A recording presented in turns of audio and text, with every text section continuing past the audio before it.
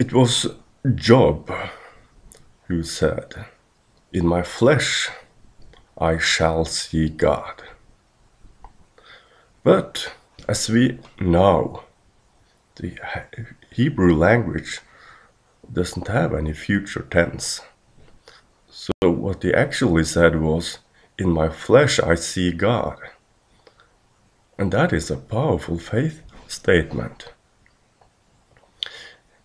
Jesus said, "I will draw all men to me." And of course, it has something to do with salvation, that he draws people to himself so they can receive him and become saved. But there is another dimension to that word as well, and that is he will draw us up to his level of consciousness. And then that faith statement many of us has made, that is, I'm one with God. I'm one person with God.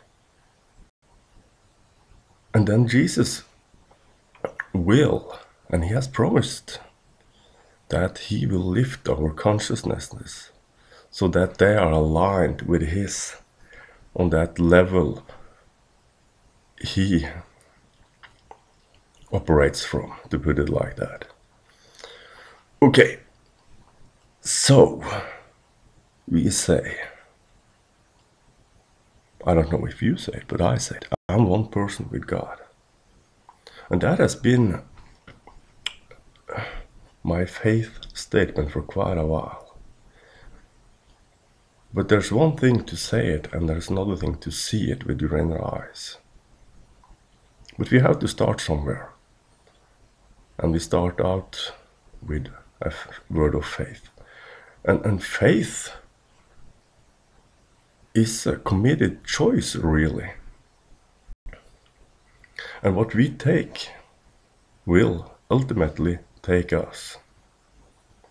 And the Spirit does that perfectly. But how on earth can we say that we are one person with God?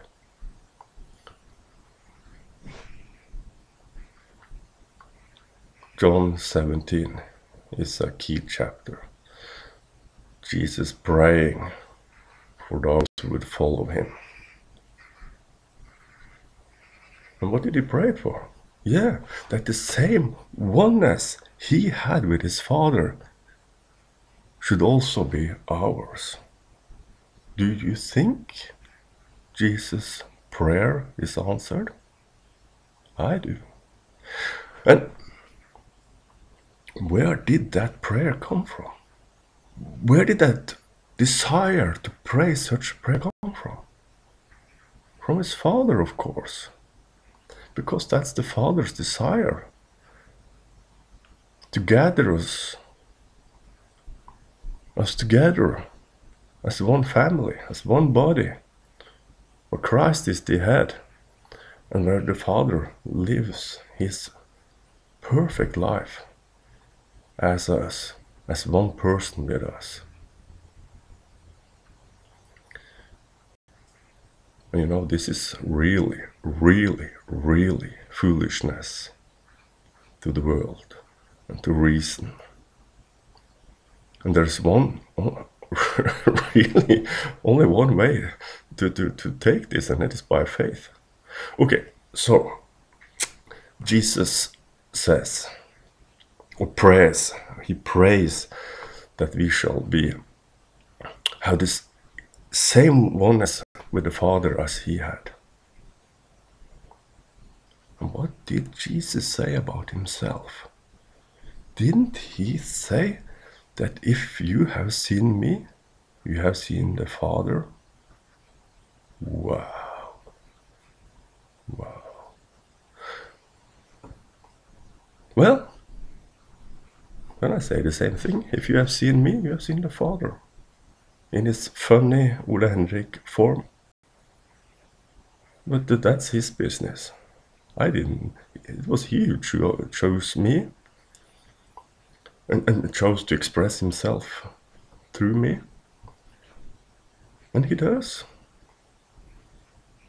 And you know, when we come to this inner seeing of seeing God as one person with us, all those outer laws and precepts just fall off our shoulders immediately. And we also see that I do not have to do anything for God. You know, that is pride, to say that I will do this and that for God. He does it as one person with me. And if God wants to relax as me, watch a soccer match, for that matter, well, he does.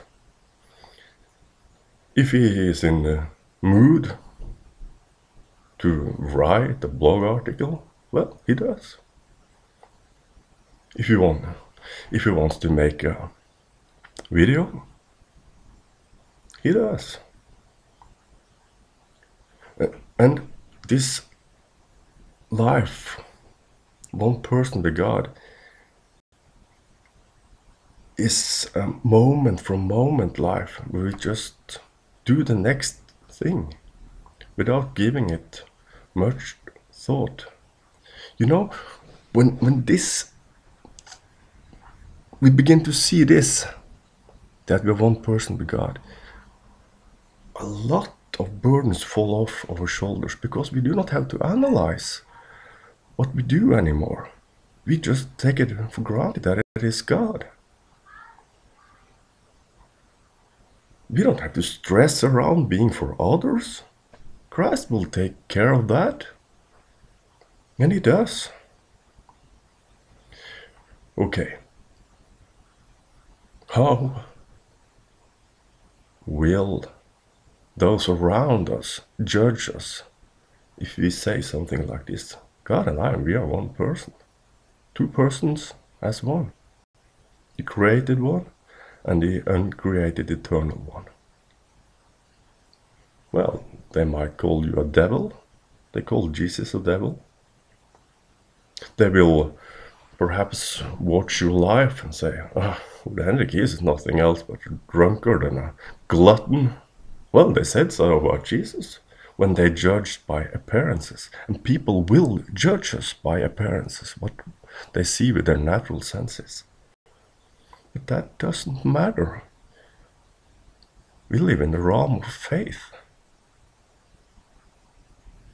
And how God chooses to express himself as me, that's his business.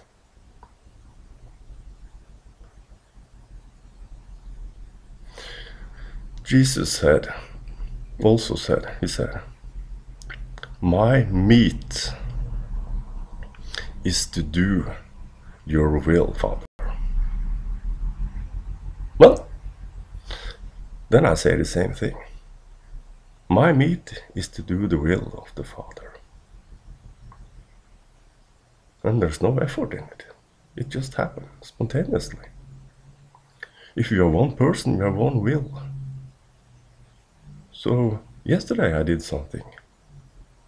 I rejected that I have a will apart from God. You know, reason says that I have a will apart from God. But I say, no, I don't. And when we put all this together, we can finally enter God's rest. But wow, what a struggle it is before we come to that point where our inner eyes are opened and we see that God is actually in my flesh.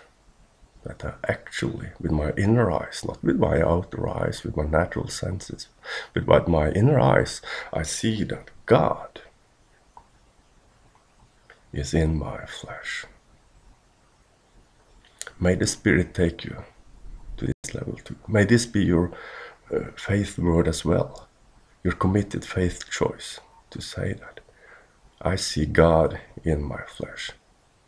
Not as something that will be achieved or something you will reach, but as an already established fact because it is finished.